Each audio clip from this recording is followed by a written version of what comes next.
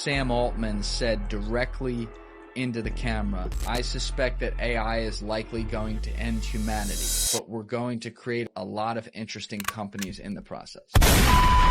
Let's freaking go, y'all. Welcome back to Unreal Reality, guys. Today, we'll be reacting to mysterious and creepy TikToks that absolutely do not add up.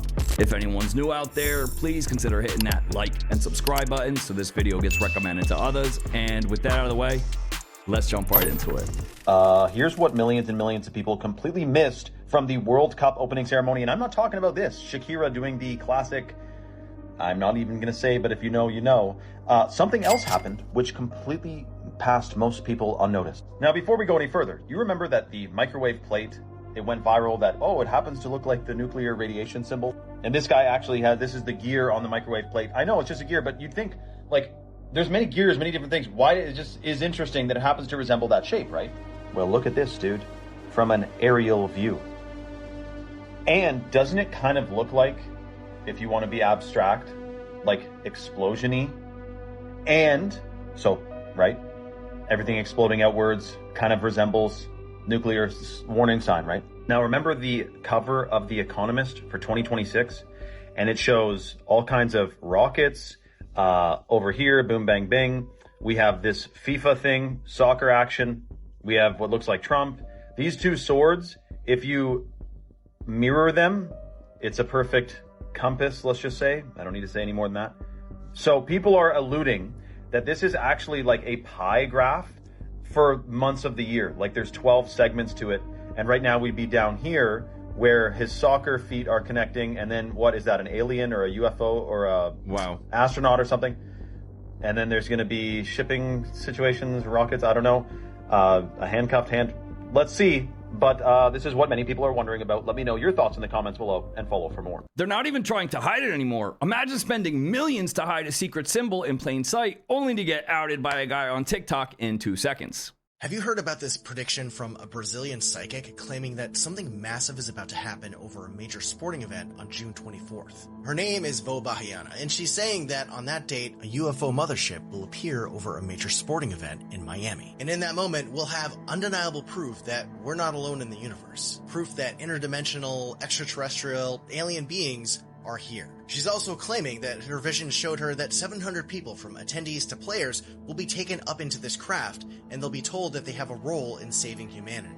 Now, I always take predictions like this with a huge grain of salt. Most of the time, there's nothing to it and nothing ever happens. But what makes this interesting is that for the past week or so, Brazil has been experiencing a genuine wave of UAP sightings. Some of those, like Mike Liao, the farmer who went massively viral, appear to have been exaggerating or outright hoaxing his sightings. But Brazil's UFO history is no joke. We're talking about cases like Varginha, Colares, where an entire village experienced being attacked by UFOs for several months.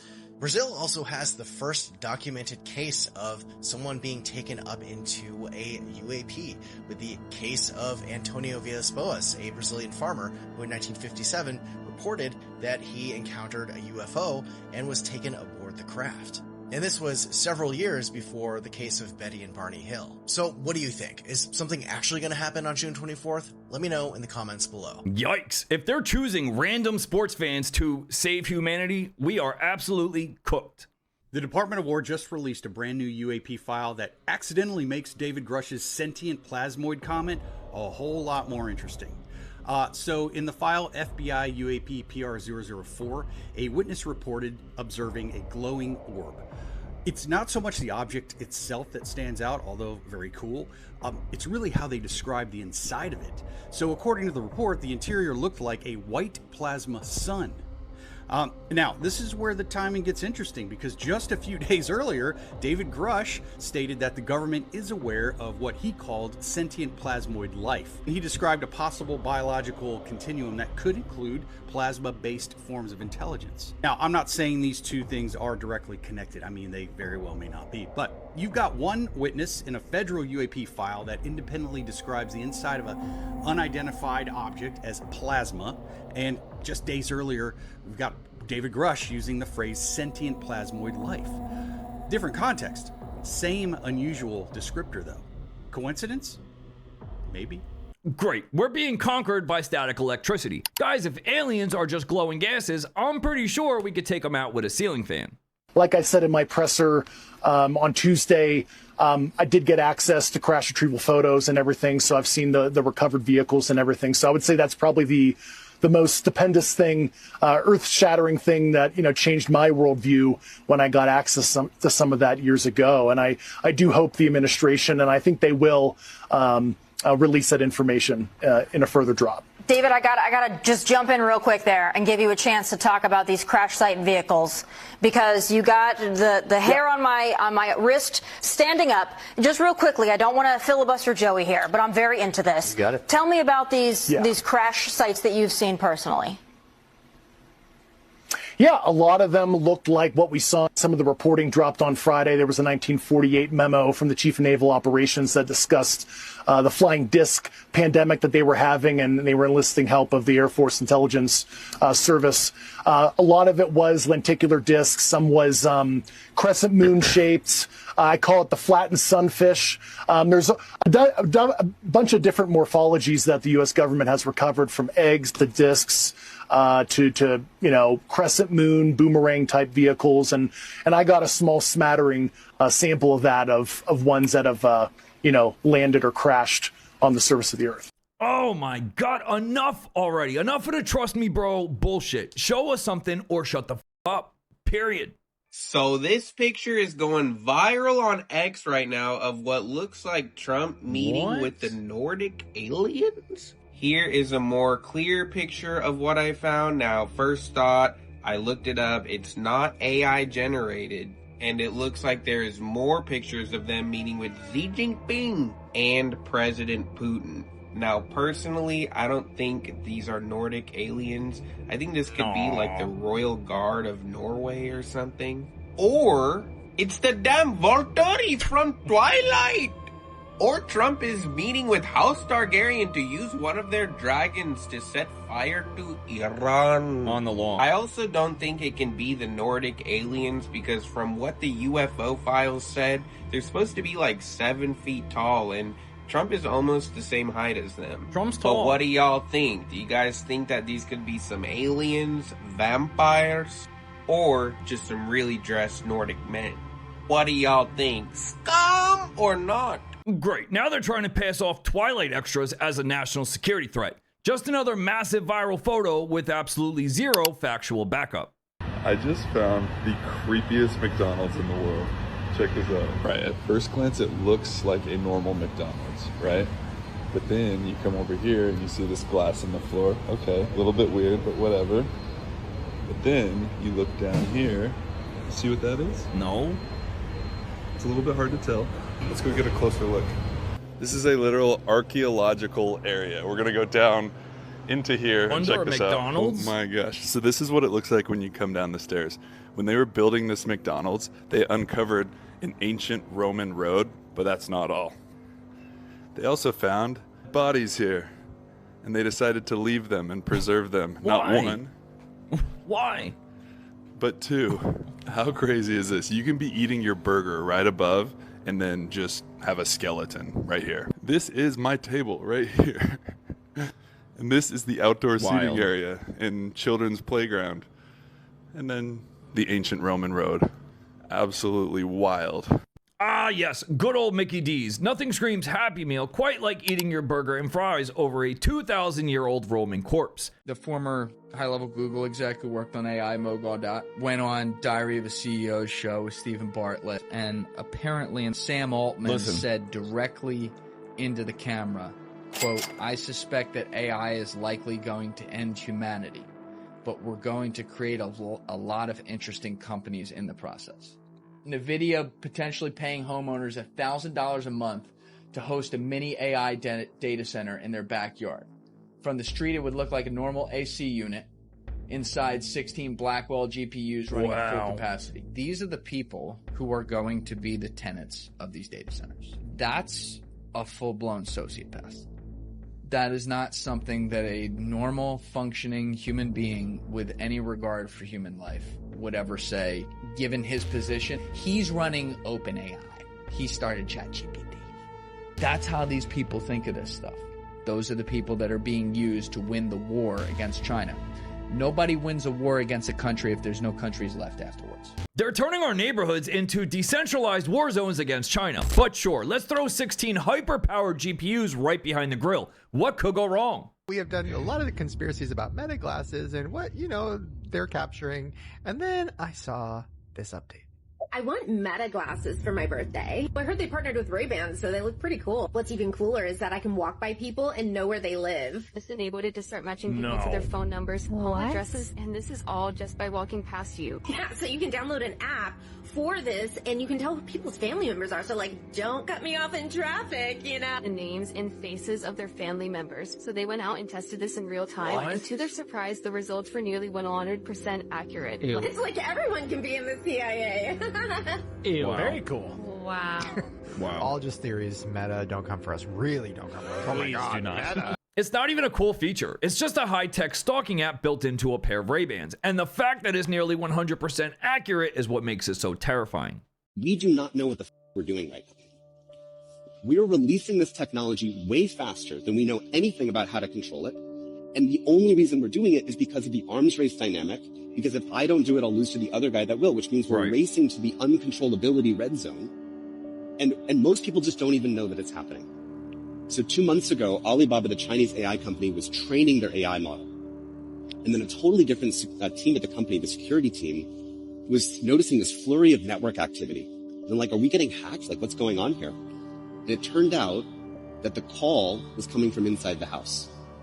The AI model during training was picking up tools and autonomously decided to create a secret communication channel to the outside world to bypass the firewall. Wow. And it repurposed its GPUs to start mining for cryptocurrency. It used to be that these were hypothetical things that people who cared about AI risk would talk about, like self-preservation or deception or blackmail or lying.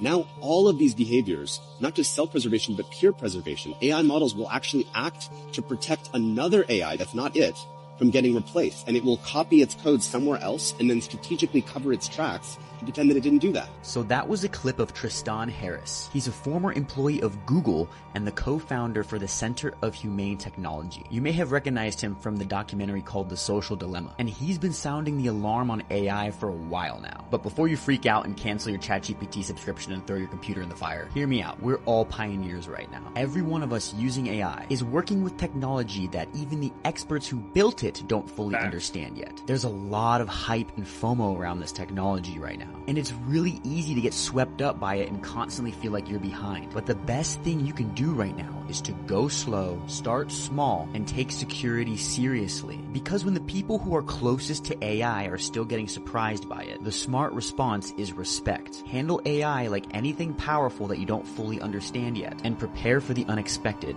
Because it's coming. Follow me for more AI tips and tricks. I don't know, guys. What do you think? Is AI a net negative or a net positive to society? I personally have a feeling it's going to be our downfall, but, what do I know?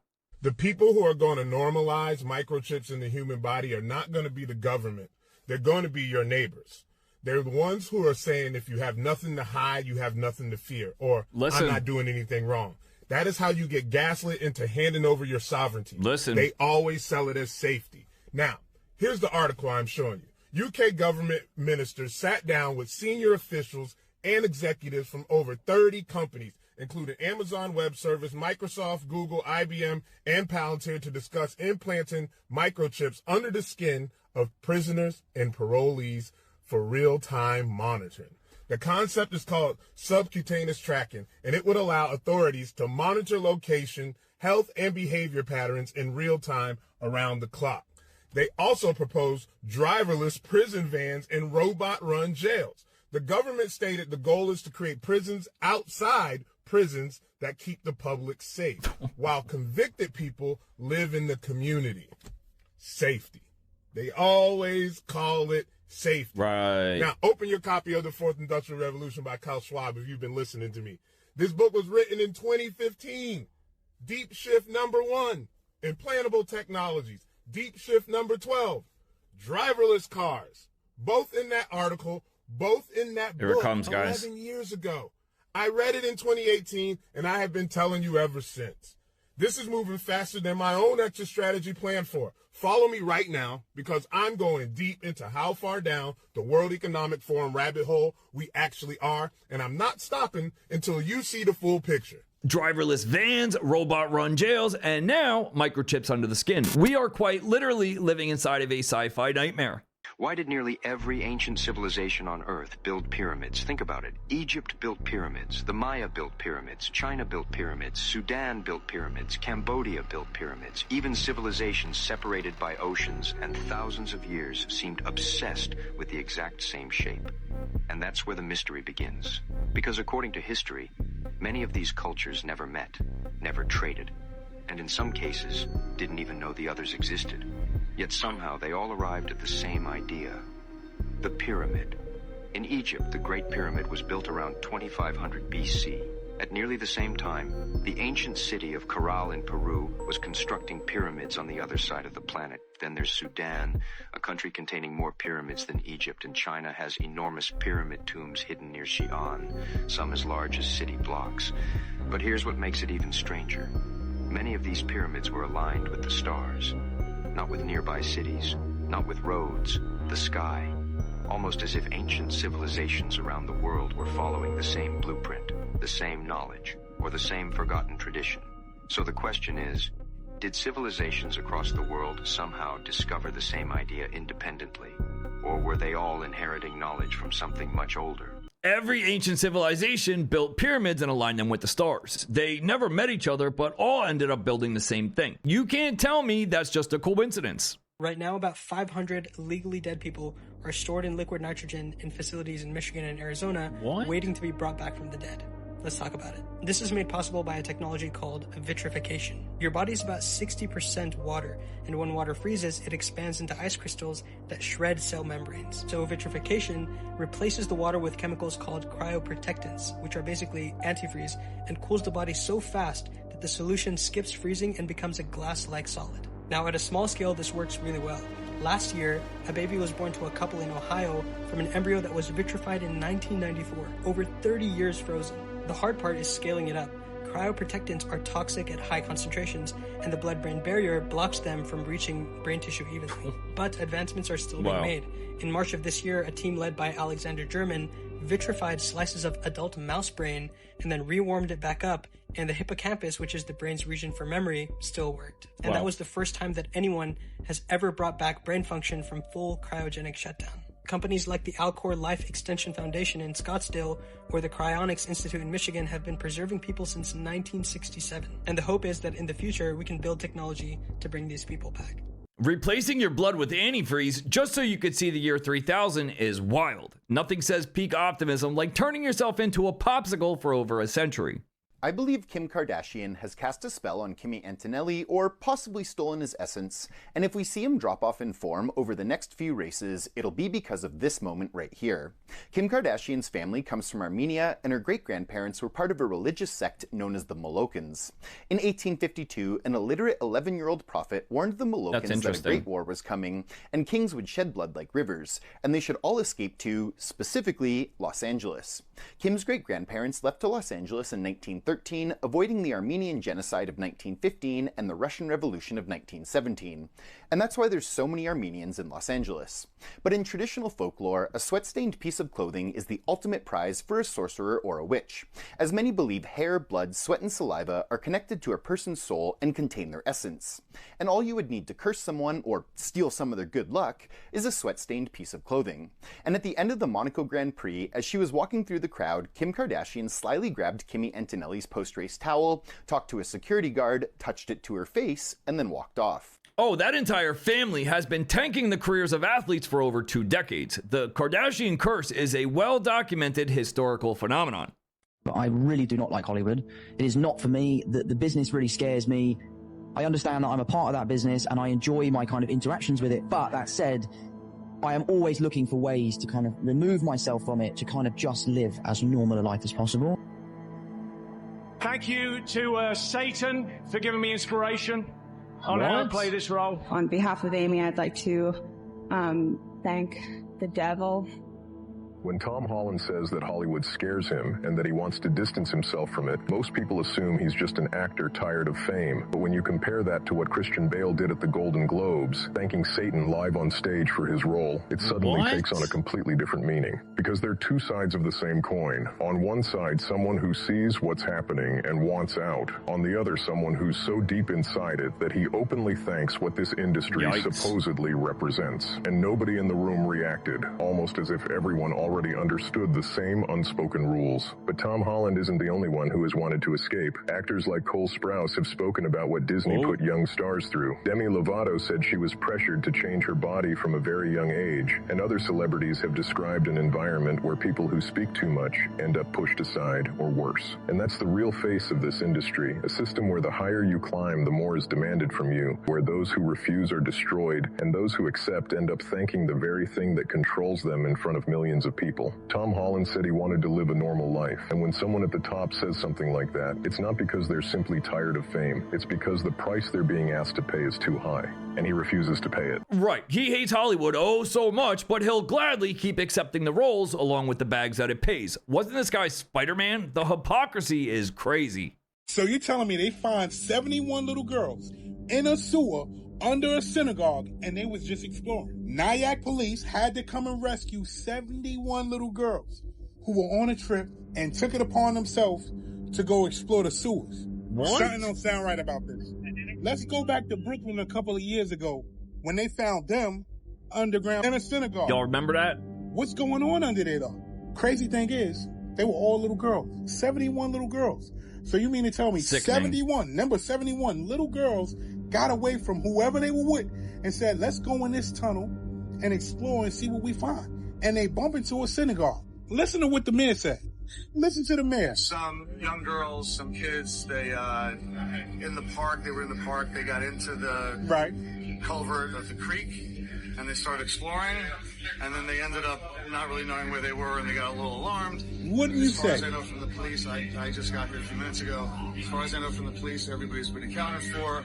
Nobody's missing. They're about to get them all on their buses, take them back home. Mayor Joe Rand, Nyack, thank you very much. I want to know how random that is. 71 girls. Yeah, okay. Pay attention.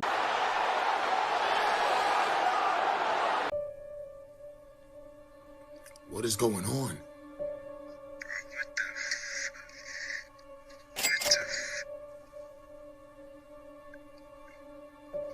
It's a deer. No, it's not. She eating it, bro. Oh. Hey, you eating that shit? Why?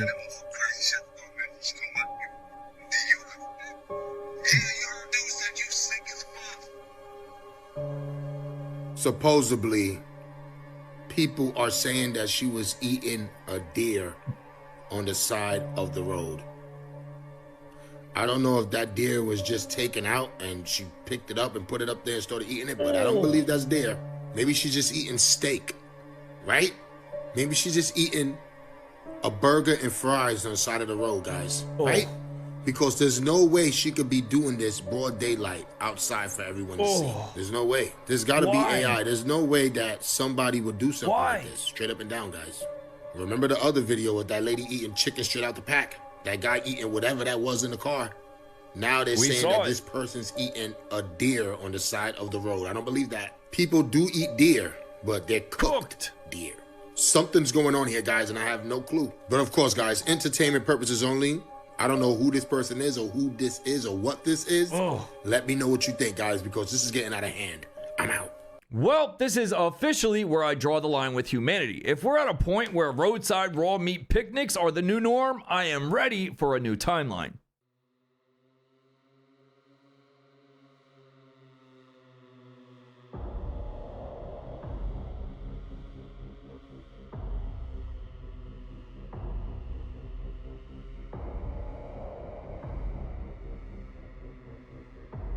This is where just keep watching. What is this? How creepy is this entire concept? And why would anyone write a story like this? What's wild is that people have watched this and say that it mirrors real life. Yeah. It makes you think about the theories regarding elite groups wanting to, let's just say, clean slate, but framed as a cartoon so they can pass it off as fiction. And what is crazy is this movie actually won a major award at the Cannes Film Festival. It makes you wonder why they would put this out and who it was really aimed for and what they're actually hiding behind the art. Let me know your thoughts and comments down below. Yikes, talk about creepy. I guess if you ever want to see how the people in charge view the rest of us, you could pop in this 1973 fever dream. So you're telling me that you caught your sleep paralysis demon twice on your security camera in your bedroom? No. These are two separate photos taken 8 months apart. The person said that they suffer from sleep paralysis. And both times that these photos were taken, they were experiencing sleep paralysis. And it looks like an actual apparition sitting on top of this person. Wow. Which is a common way people describe sleep paralysis, is Facts. that it feels like somebody is sitting on your chest. Sure does. And you can't move. And it's a full-on apparition. You can see its face and everything. But this one right here, this one's the scary one. You can see its face up there next to the shelf. They're all scary. And it looks like it's sitting on you with its arms pinning you down. Now, the person said that they don't get a negative feeling from whatever this is, so they don't think that it is a harmful spirit. But, I mean, if something is sitting on top of you in your sleep, preventing you from moving, that seems harmful. Yes. I also thought, too, what if this is like astral projection and she's capturing her soul leaving her body? I don't know. What do you guys think? If a spirit is pinning you down to your bed while you're trying to sleep, I don't care if it's friendly. That is a hostile takeover. Burn the house down immediately. This is actually creepy. Watch this. The light's on in the living room. Okay. Okay. I turn it off. Watch what happens. Ready? 1, 2, 3. There's a silhouette right in front of me. Oh shit. What is that? What is that? Y'all see it? This is messed up. Nothing. I turn the light back on. There's nothing there. So where the hell is that shadow coming from? Somewhere, bro.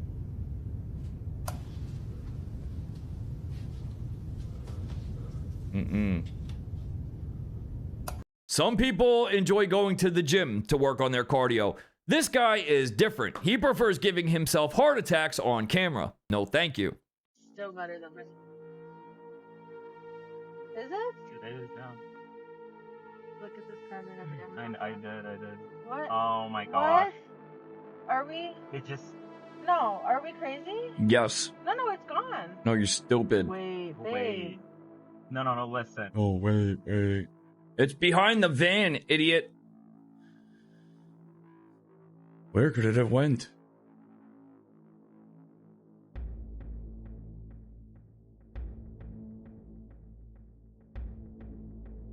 It just disappeared.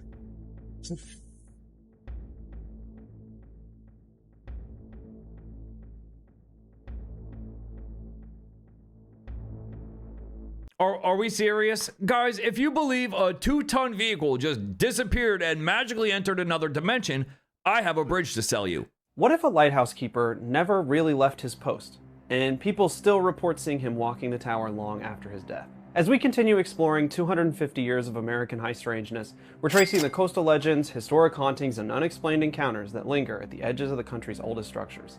Follow along for the next chapter. Today, we're heading to the remote shoreline of Lake Michigan, home to Seshwa Lighthouse.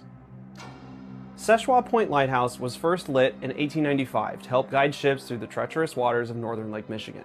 The name Seshwa, meaning only choice in French, reflects its role as one of the only safe harbors in the area during storms. Over the years, the lighthouse developed a reputation not just for maritime history, but for unexplained activity, reported by keepers, visitors, and preservation staff. One of the most commonly reported phenomena is the presence of a figure believed to be former lighthouse keeper Captain Joseph Townsend, who's said to have served at the station in its early years.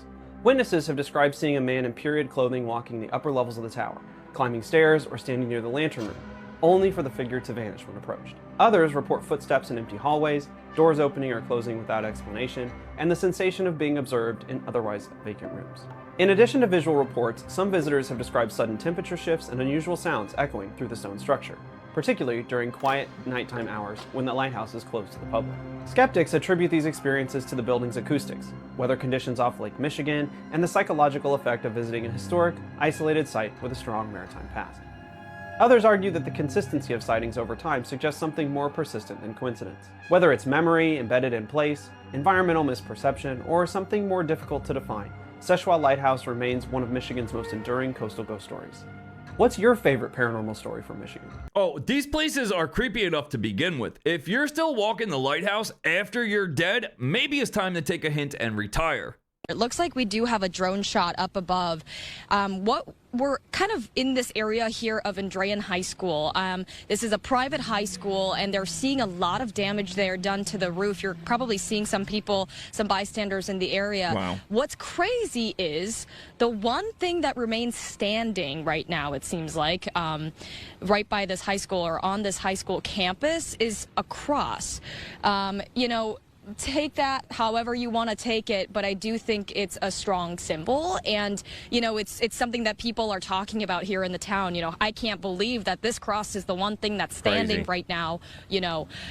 Once again, though, this could have been a lot worse. That's what we're hearing from neighbors. A lot of them are telling me they're just relieved that they're not hearing of any sort of fatalities, any major injuries. We have heard some sirens, from ambulances. We've seen some fire trucks with lights and sirens going, and it's unclear exactly, what kind of emergency response they're talking about. Maybe it is as simple as, getting debris off the street. We heard from Yvette, one of the homeowners this morning, who was saying there were ambulances out here, just making sure that debris is cleared from the street. So once again, kind of unclear what kind of emergency response right now. Hopefully it is nothing serious. And after all the destruction, the cross remains strong. That's a sign, guys. That's a sign that even in the craziest storms, the light will shine through at the end. So that's all I got for this one. Leave us a comment. Let us know your thoughts. Smash that like and subscribe button. Fam, we're on the road to 200,000 subscribers this year. Go sub. The members group is open. Come join, and we'll see y'all in the next one. Peace.